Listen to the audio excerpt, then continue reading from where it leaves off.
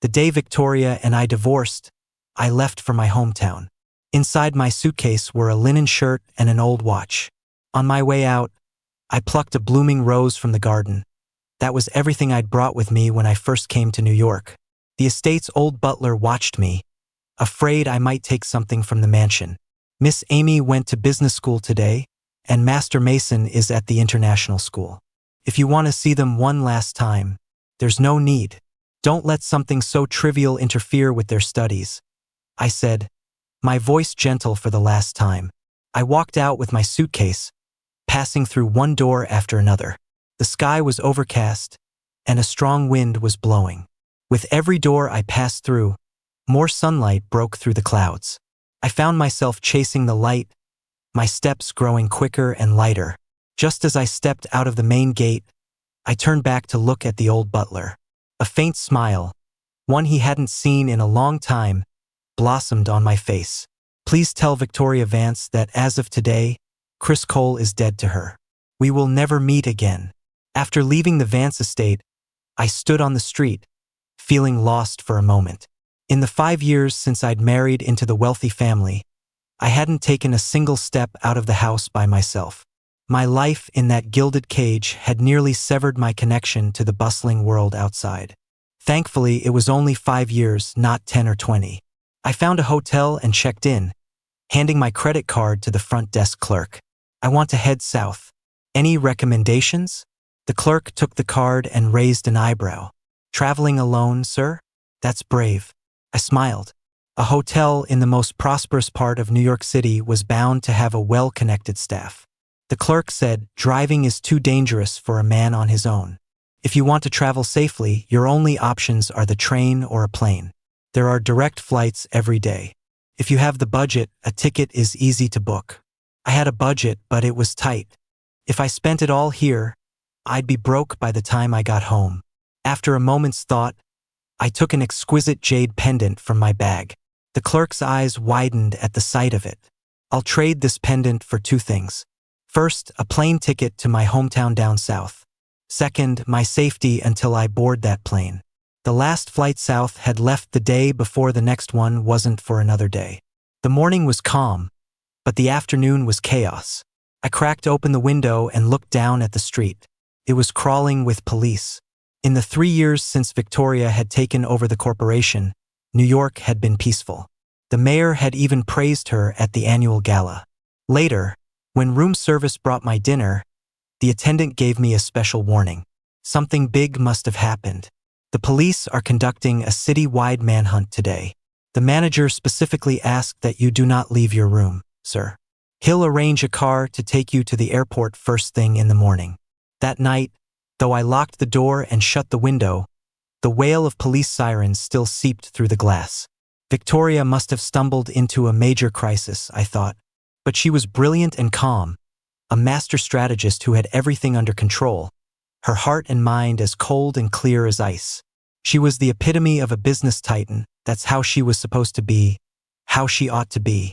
The next day, just as dawn was breaking, I was in the car the hotel had arranged.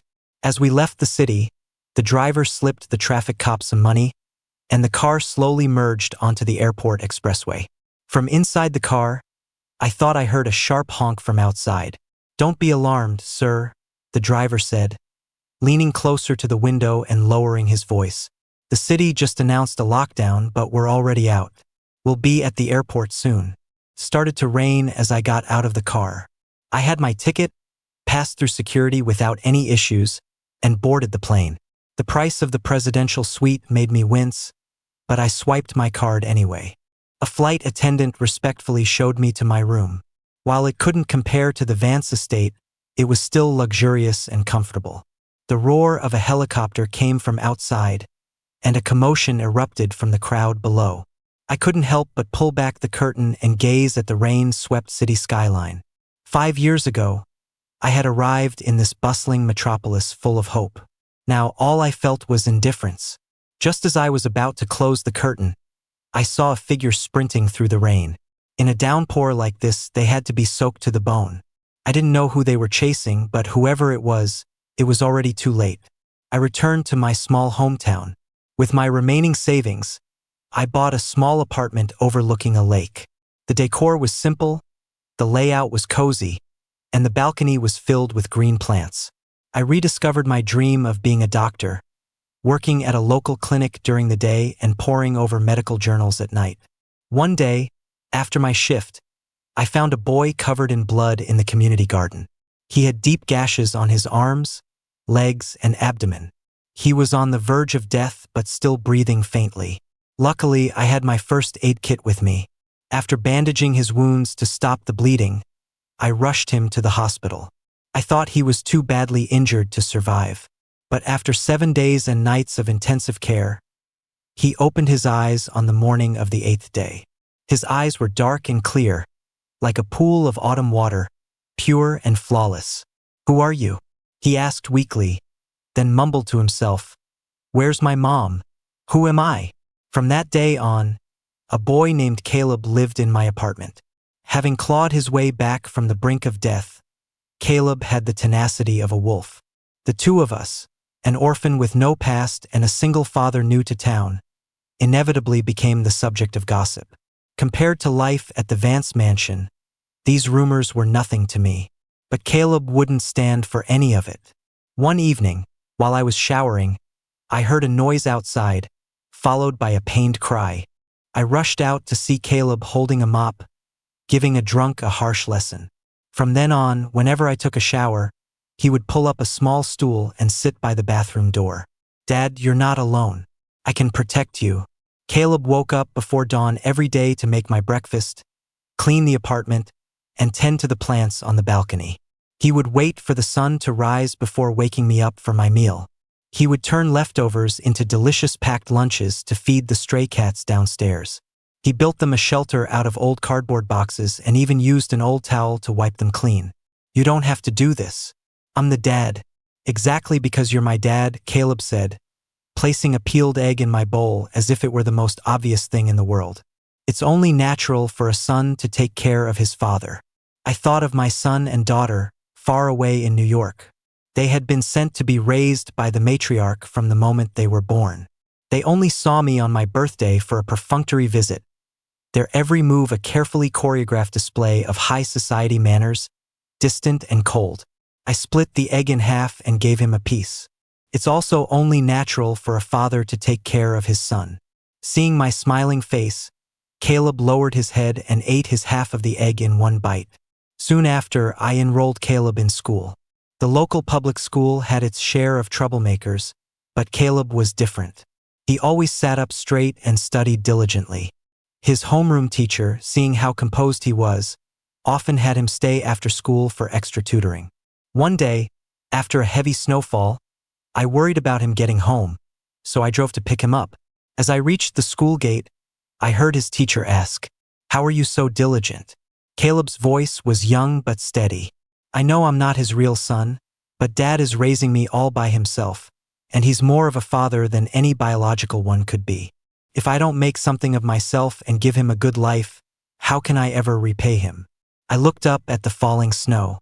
It was freezing, but my heart felt warm. The years flew by. Caleb went from the local elementary school to a top-tier middle school. Thanks to his excellent grades, he received a full scholarship. Every weekend, Caleb would come home from his boarding school. "Dad, I got first place again in last week's monthly exam. That's 7 times in a row.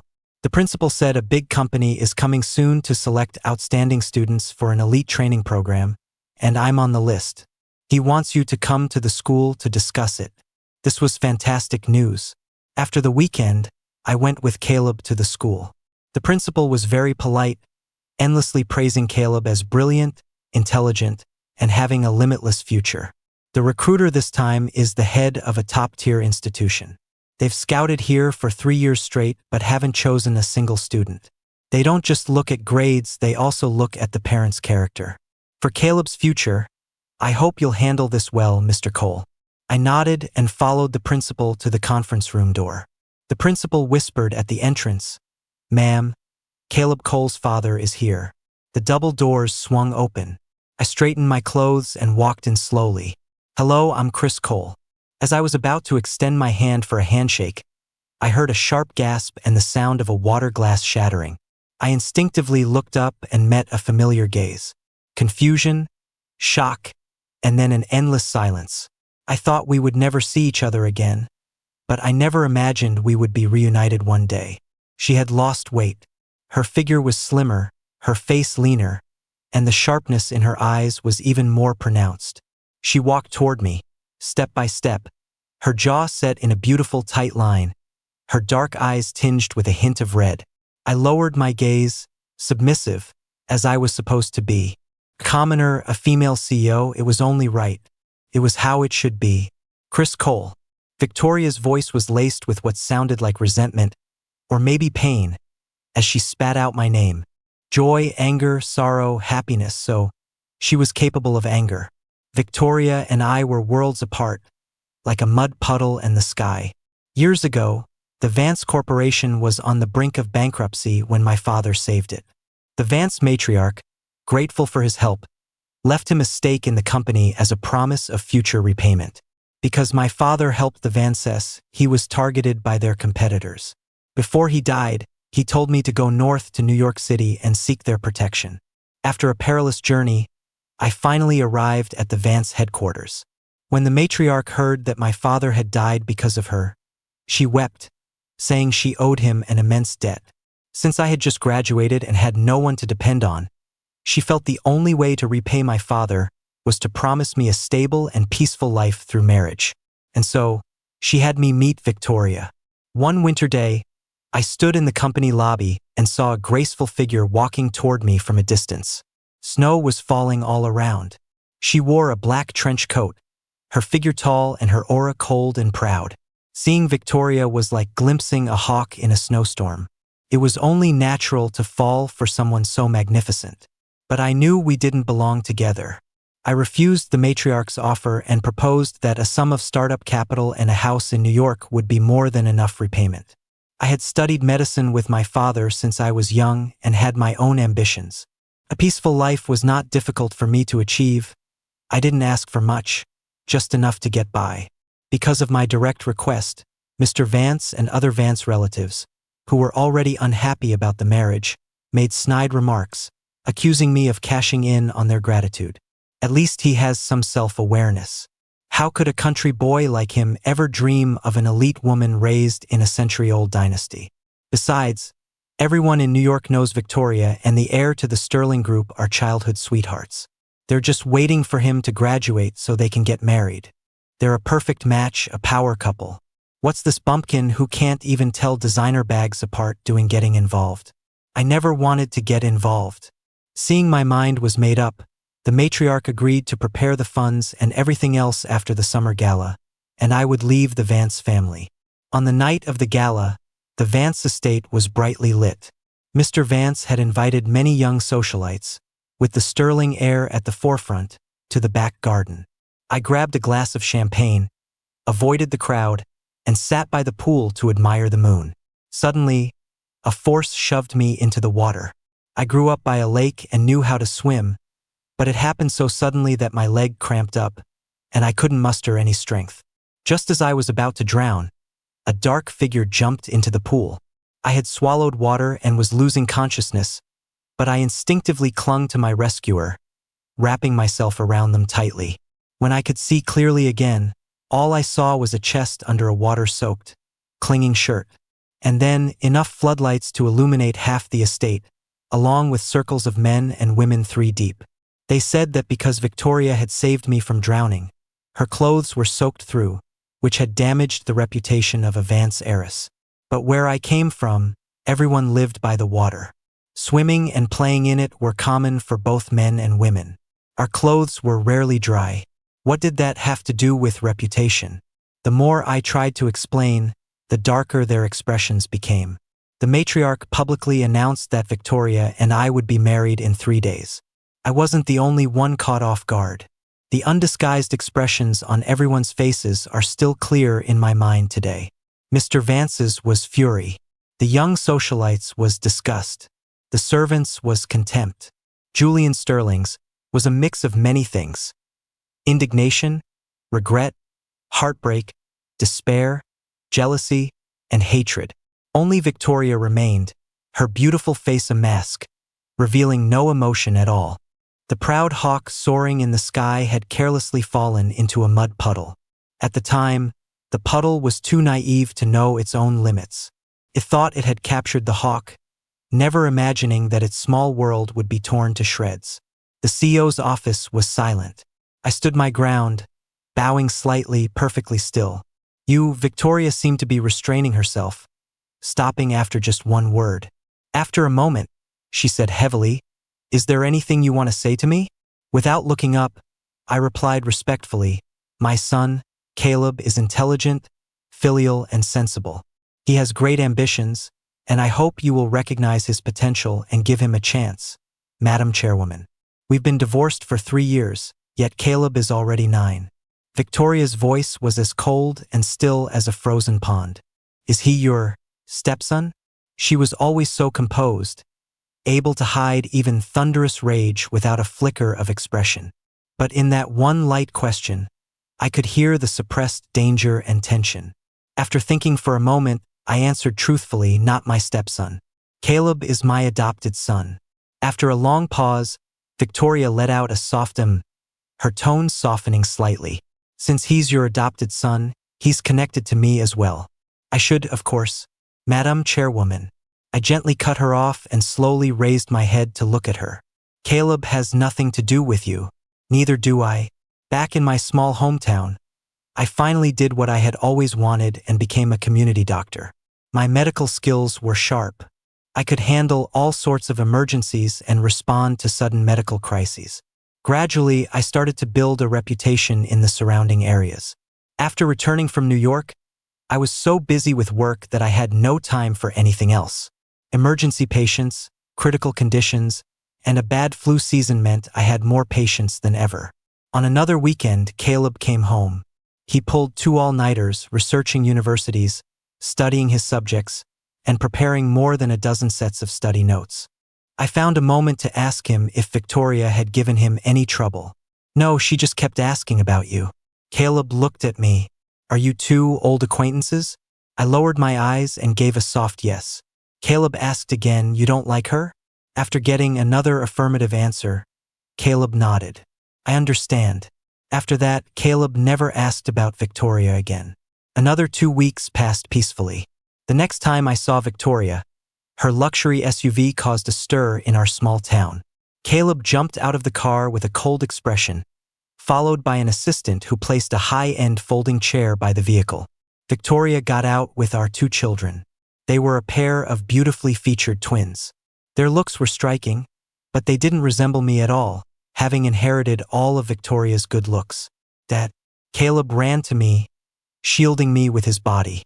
I noticed red marks on his wrist from being grabbed, and a pang of protectiveness shot through me. Victoria looked at me, then whispered to the twins, "Go on." The twins were reluctant but obediently walked toward me, and I just felt a cold chill run through me, my body trembling uncontrollably. It wasn't that I hadn't tried to be a loving father. I once snuck into the garden of their mansion in the dead of winter to build for snowmen, so they would see them the moment they stepped outside. A family of 4, parents and all. When my daughter had a persistent high fever that medicine couldn't break, I didn't hesitate to offer my blood for a transfusion, blindly believing in the absurd theory that the blood of a close relative had special healing powers. I still remember how I desperately clung to the butler's sleeve, refusing to let go as they were forcibly taken away. "Someone of your background, how could you possibly raise them properly? The matriarch will raise them herself. You have no right to say no. Besides, you're their biological father. They'll naturally grow close to you when they're older."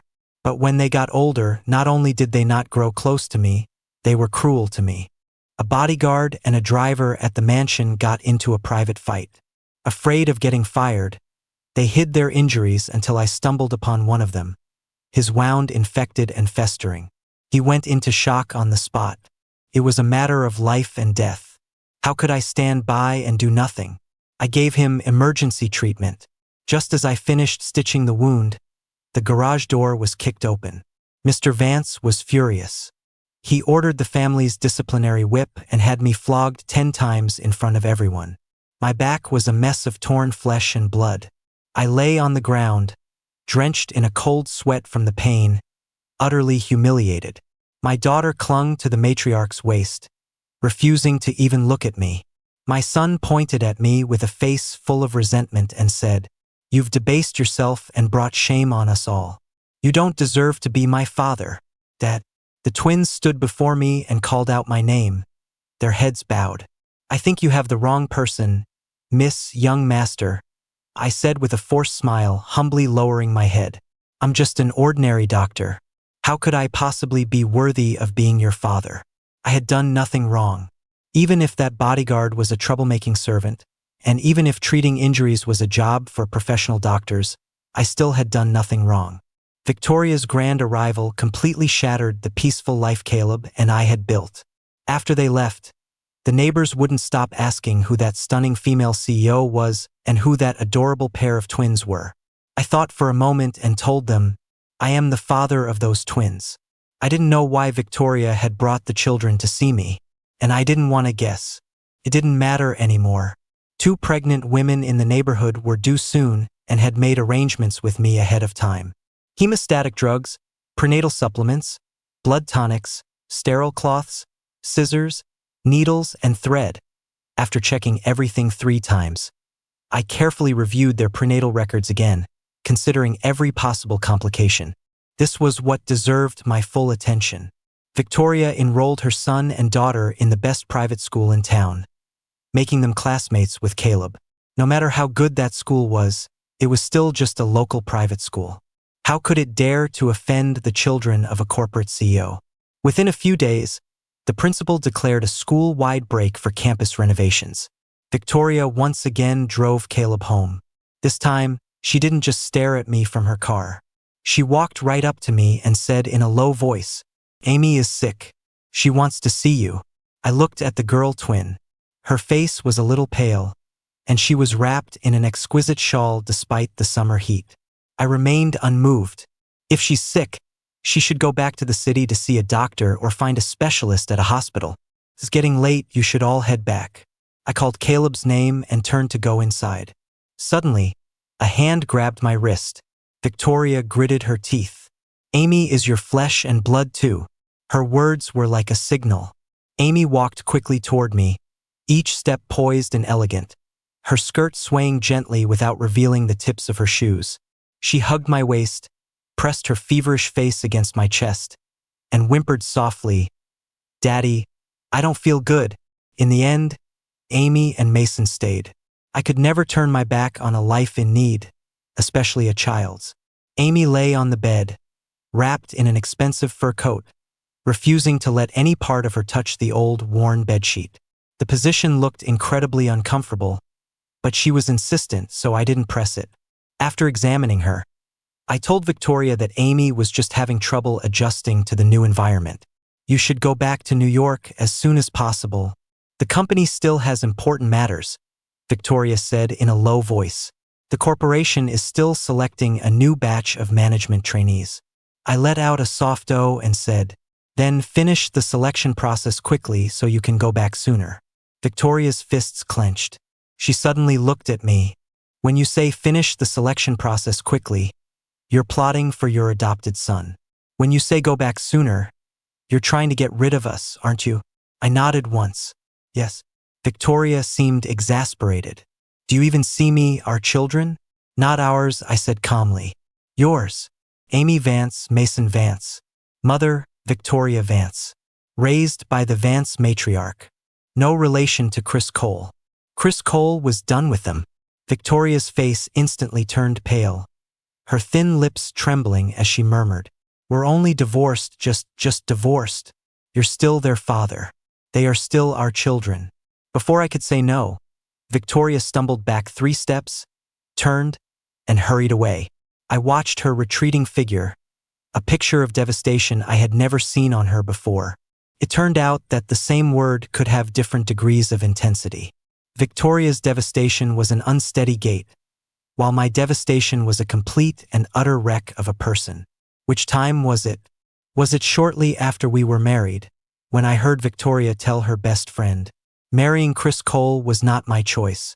I had planned to marry an heir from another powerful family for a strategic alliance. My mother used his reputation to pressure me. I didn't care about that, but if I didn't marry him, it would have damaged the company's image. After weighing the pros and cons, I had to agree.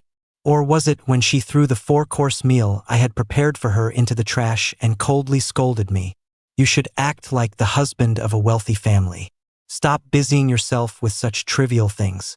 Or perhaps, it was after she publicly humiliated me, looking at me with cold indifference, debasing yourself with such absurd behavior.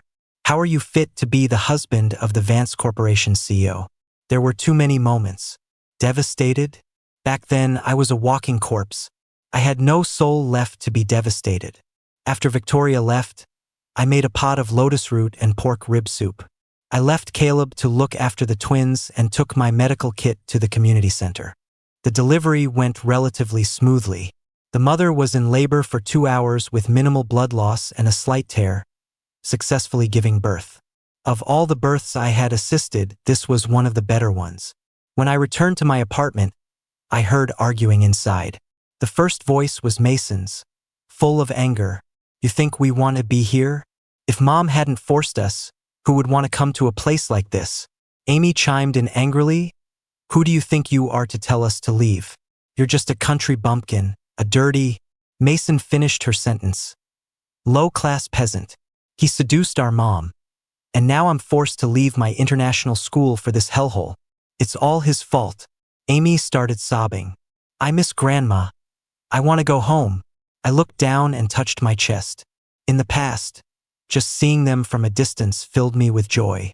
Now I felt strangely calm, as if I had fallen into a deep sleep or died. I deliberately made some noise, and the apartment fell silent. When I opened the door, the 3 children were sitting at the dining table, a bowl of lotus root soup in front of each of them. Perhaps realizing I had overheard them, the twins' expressions were strange. Dad. Caleb stood up and took the heavy medical kit from me. When I returned after washing my hands, another bowl of soup was on the table. After I sat down, a piece of pork rib was added to my bowl, and Caleb took a piece of lotus root from mine. I smiled. Mrs. Davis had a baby girl. Caleb nodded. Last week, when I went to the mall with Mr. Davis, he had a feeling it would be a girl. He said he wanted to buy some princess dresses for his little princess. He gave me a lot of gifts as a thank you. I'll have Mrs. Miller buy you some new clothes tomorrow, I said. Dad, let's just forget it. Okay? Caleb sighed. Caleb and I were just making small talk, but something we said seemed to trigger the twins. Mason slammed the table and stood up, looking me straight in the eye. I know you heard me. Before I could speak, Mason jutted out his chin and said, I don't care if you heard me. You and Mom were never a good match. Because of your low-class background, we don't have a powerful family on our mother's side to rely on. In the future, when my sister gets married and I enter the business world, people will look down on us because of you. I put a hand on Caleb's arm to stop him from lunging, then looked calmly at the twins and asked softly, if it weren't for me, where would you be? Mason and Amy froze simultaneously. Later that evening, Victoria came to pick up the twins. Before we could exchange a word, someone ran up to us in a hurry. Dr. Cole, it's Grace. She just fell and she's bleeding a lot. I was about to turn and call for help when Caleb ran over, holding the medical kit in one hand and his phone with the flashlight on in the other. It's getting dark. I'll go with you, Dad. Victoria stepped in front of us, reaching for Caleb. Give me the medical kit. Caleb looked at her warily. Victoria looked at me, her dark eyes like an abyss. I'll drive you. It'll be faster. Without hesitation, I took the medical kit and phone and walked toward Victoria's luxury car. In the car, I quickly reviewed Grace's medical records. The space around me suddenly brightened. Victoria had turned on the interior lights. I ignored her gesture, my mind completely focused on the medical file. Thirsty? Victoria asked suddenly. There's water. It's the lotus leaf tea you like. Not thirsty, I replied flatly without looking up. A moment later, Victoria asked again. Hungry? There are some pastries. Lotus seed, your favorite. Not hungry, I said, still staring at my phone screen. After another moment, Victoria began, "It's hot. Can you please be quiet?" My brow furrowed, and I looked up. Seeing it was Victoria, I paused for a second. "This is a matter of life and death. Please don't distract me." Grace's pregnancy had been difficult. Her morning sickness was worse than most. She was swollen all over, had trouble breathing, and by the 7th month, her vision had started to blur.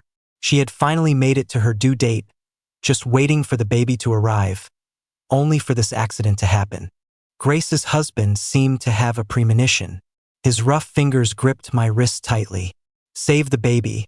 I'm begging you, my wife can die, it doesn't matter. But the baby absolutely cannot have anything happen to it." I emotionlessly pulled his hand away and said calmly, "I can't save the baby. The only one who can save the baby is your wife. If she lives, the child can be born. If she dies, it's 2 lives lost." From the delivery room came the sound of Grace gritting her teeth, straining in pain. My hands had been sterilized 3 times, but my clothes were still stained with a bit of blood, and I inevitably smelled of disinfectant. When I walked out of Grace's house, Victoria was waiting by her luxury SUV. Night had fallen, and the streetlights cast a dim, yellow glow. I used to wait for her like this, alone, waiting for her to come home with me. The Vance Corporation headquarters was huge. It was a 15-minute drive from the West Wing where we lived to the East Wing where the old chairman and matriarch resided. Every day after work, she would go to the East Wing to report to the old chairman. Worried she would be working late, I would prepare a late-night snack and drive to pick her up. At first, I was allowed to wait for her in the East Wing lobby. Later, she told me not to enter the building, so I waited in the parking lot. Eventually, she forbade me from waiting for her at all. "There are so many people at the company to serve me. Father will prepare those things for me. If you have nothing better to do, just don't come to headquarters." The words still echoed in my ears. Standing a few feet away from her, I gave a slight nod. "Thank you for the ride, Ms. Vance. We were once married." "There's no need to be so distant," she said, avoiding my gaze and stepping aside. "Get in." "No, thank you." I looked at her and said softly, "I've just assisted with a birth. I'm not very clean. I shouldn't get in your car." I turned and walked toward the nearby taxi stand. The path was lined with the walls of a high-end residential community, with the faint silhouettes of trees visible inside.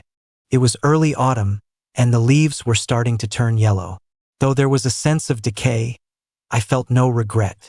Nature is cyclical. The leaves that fall this year will be replaced by lush greenery next spring. It was nothing like the meticulously manicured artificial lake at the Vance estate. No matter how I tended to it, the lotuses bloomed less and less. The leaves grew sparser and sparser, until the vast surface of the lake had only one last flower left, which I took with me when I left. I heard footsteps behind me. I stopped and turned to face Victoria. She still looked impeccable in her custom-tailored suit, but her Italian handmade leather shoes looked out of place on the muddy suburban path. Once it was me and her. Now it was her and me. "Victoria." I finally said her name. After a moment of shock, Victoria's eyes lit up, her voice filled with an unconcealed excitement. "You?" I cut her off. "Bringing the children to see me, what is this really about?" Victoria was silent for a moment before speaking. "There have been many misunderstandings between us. I hope you'll come back with me, so we can be a family again." I tilted my head slightly, watching her without a word. Victoria, who was usually so taciturn, was now uncharacteristically talkative. "I was born lacking in emotion. It was never my intention to be cold to you. In my dealings with people, I can calculate the costs and benefits clearly. But with you, I lost that ability. I didn't know how to be good to you, nor did I know what the right thing to do was. It won't be like that anymore, Chris. I understand my own heart now." Victoria could no longer suppress her emotions. Her lips pressed together tightly, and she finally said it. "I love you." My gaze lingered on her face, and I watched her, lost in thought for a moment. If this were the past, forget such a confession. Even a single glance from Victoria would have made my heart race. But now I found my heart was surprisingly calm. "Chris," Victoria said, stepping closer and taking my hand. I never remarried. My heart has always been yours. I looked down at our clasped hands and suddenly asked, would you be willing to stay here for me, to resign from the corporation? Victoria froze. She wouldn't. I could see it.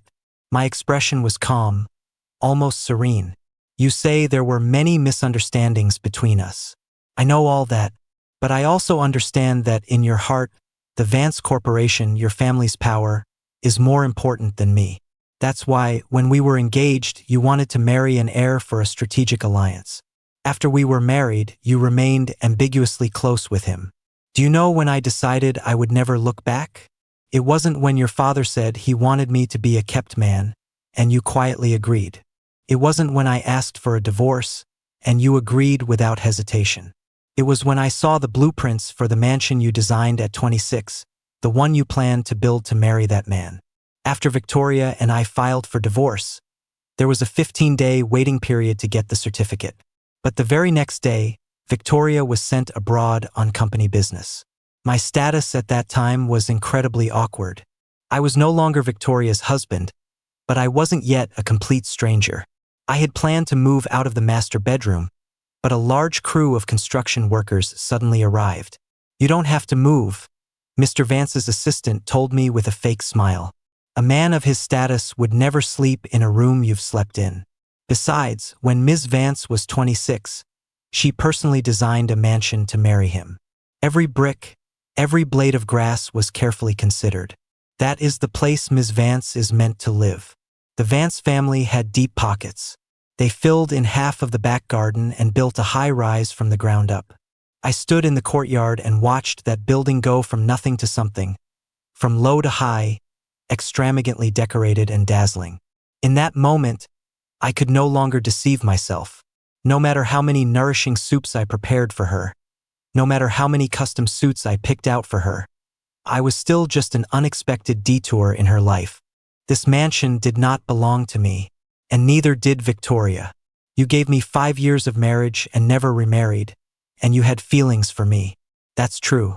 You tacitly allowed the rumors of your affair with Julian Sterling to spread, tying the Vance Corporation to the Sterling family's power. That's also true. You want me to come back to the estate to reconcile with you. That's true. But you're not willing to give up your family's business for me. That's also true. I gave a bitter smile and said softly, you're shrewd and decisive. You must know that you can't have both me and the Vance Corporation. And you won't choose me. Chris, Victoria's voice was hoarse. The usually calm and composed CEO now seemed fragile and vulnerable. I didn't understand my heart back then, and I wronged you. I'll talk to my father, he won't give you trouble anymore. The people at the corporation will respect you. We can be a loving couple. This has nothing to do with the Vance Corporation, why must you? I knew it, I sighed softly. You won't choose me. Victoria froze, instinctively letting go of my hand. Victoria, you have your brilliant career, and I have my own life's pursuit. It may be ordinary, but I'm content. Some flowers are born in the mud and bloom in the wild. Some cranes are bathed in glory and remain untouched by dust. The flowers bloom everywhere. The cranes soar to the heavens. You and I were fated to meet, but not to be. For the rest of the way, I used my phone as a flashlight and Victoria used hers. We walked the final stretch in silence. When I saw the gate to my apartment building, my sleeve was suddenly tugged. Victoria's fingers were trembling slightly, unable to stay still. She murmured in a low voice, I love you. I was just late. Not late. I pulled my sleeve back and said flatly, wrong. If it weren't for that night, I would still be me, and she would still be her, each in our own place, each at peace. Caleb and the twins didn't fight again. But the twins looked at Caleb with eyes red with something like hatred. Before getting into the car, Victoria looked deeply at me. I'll be back to see you. Don't, I said. I don't want to see you again. And I don't want to see them either. The twins' gazes immediately turned on me, filled with the same animosity they had for Caleb. Victoria was silent for a moment before getting into the car with the 2 children.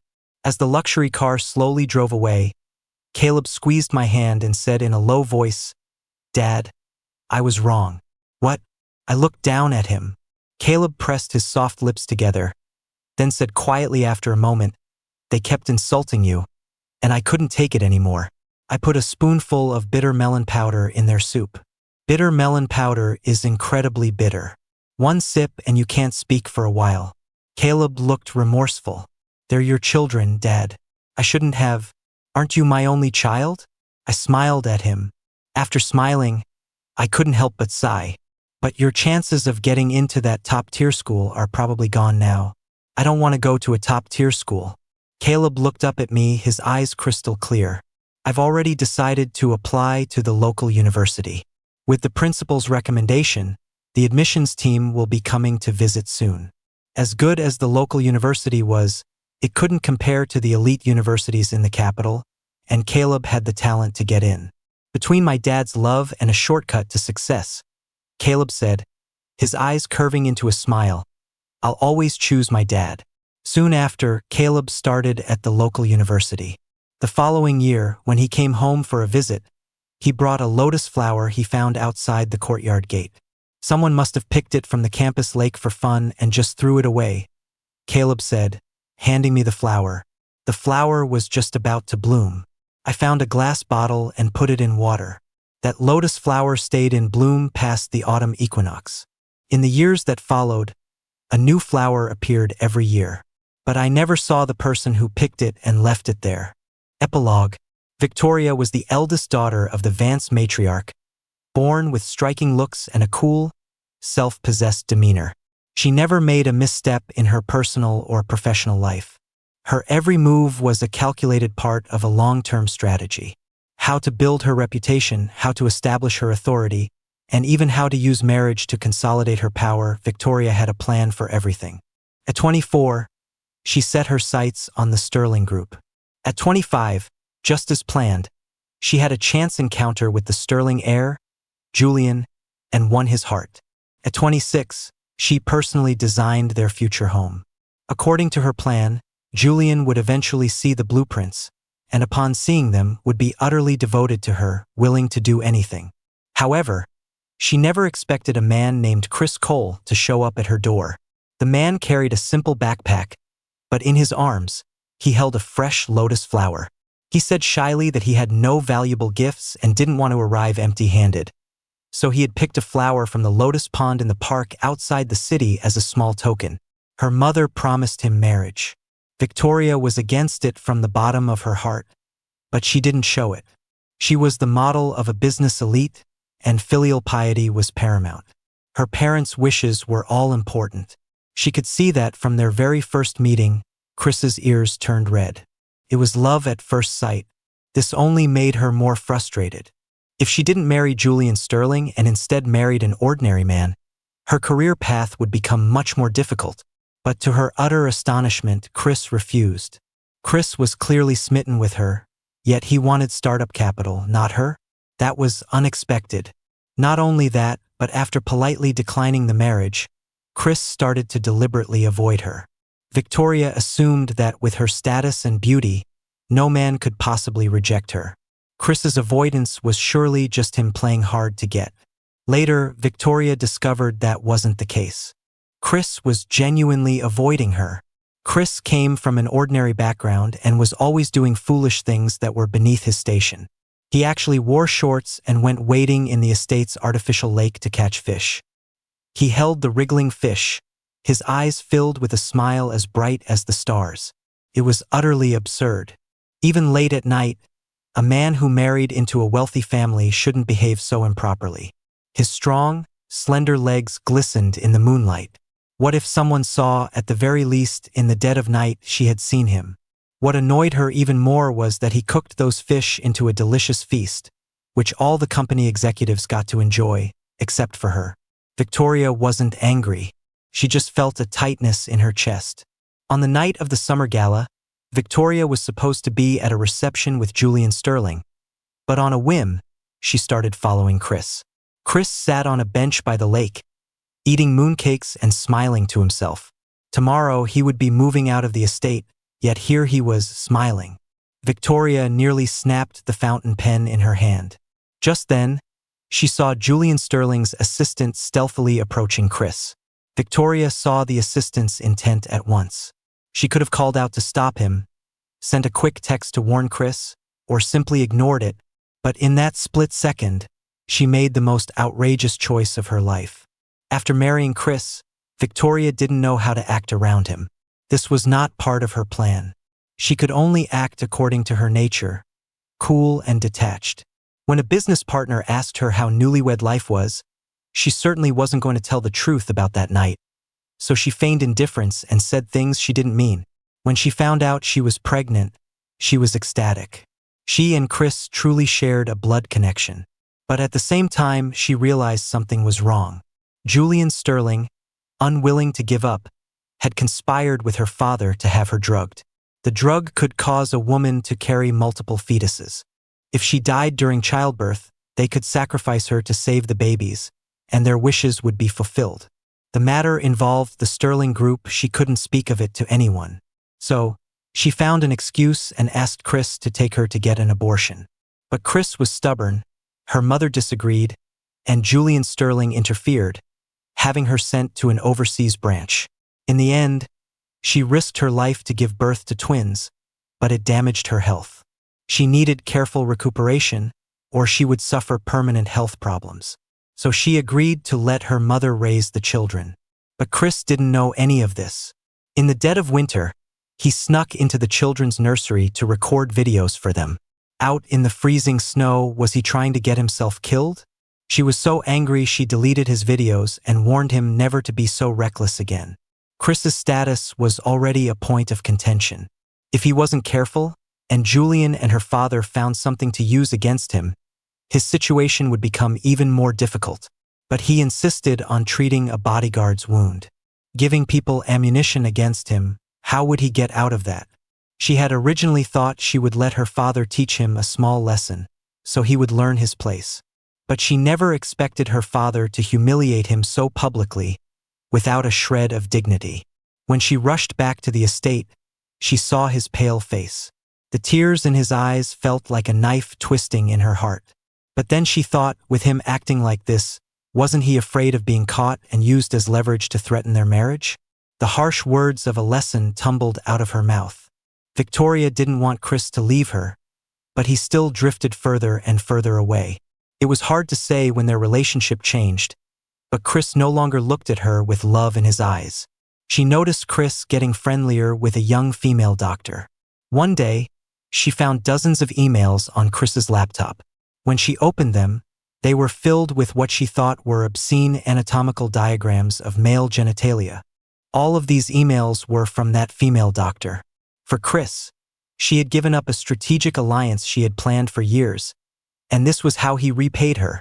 Victoria was panicked, furious, angry, and resentful. So, when Chris asked for a divorce, she didn't even think. She just said coldly, "Fine." From then on, they went their separate ways like strangers,